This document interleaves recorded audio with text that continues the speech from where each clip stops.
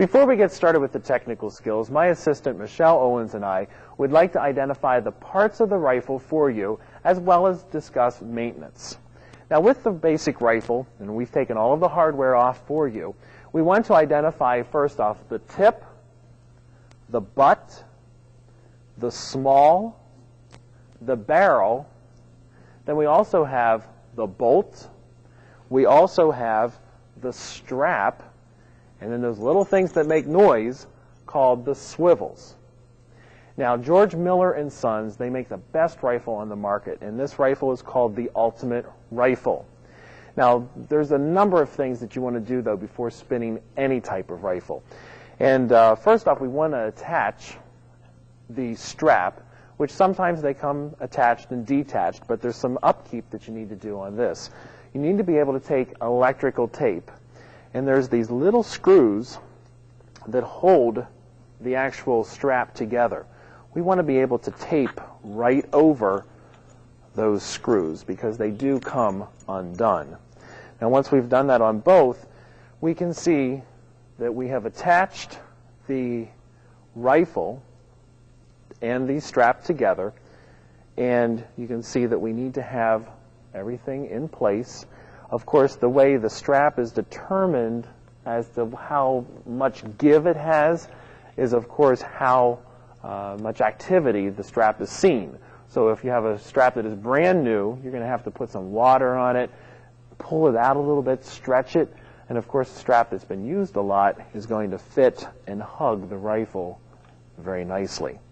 Now, once the strap is attached, we also want to take the electrical tape right over the screws where the swivels are located, because once again the screws can wear out and of course pop right out, and of course you're trying to spin a rifle with a strap flying in the air, and that doesn't exactly work.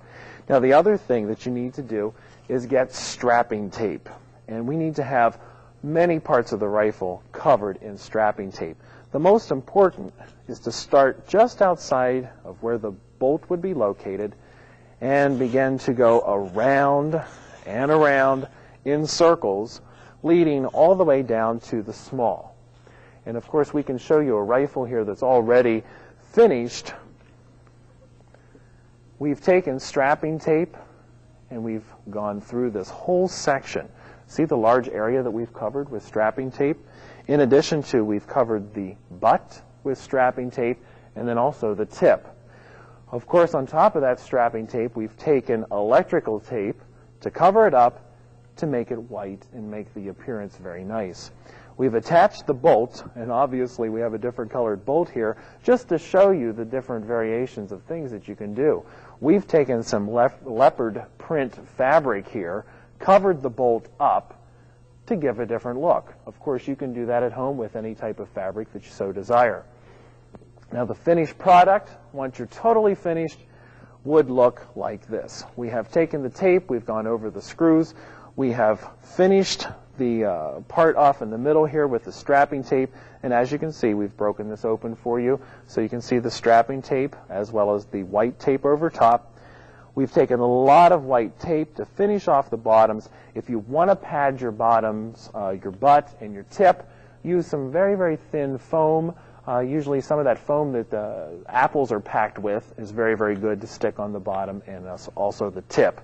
And as you can see here, this strap is worn out because I wanted to show you exactly how nice the strap eventually fits the contour of the rifle.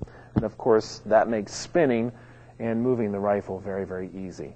Now, of course, if you don't understand any of the information or you need to see our method of taping or location, you can push stop, rewind the tape at any time, and re-explore the information.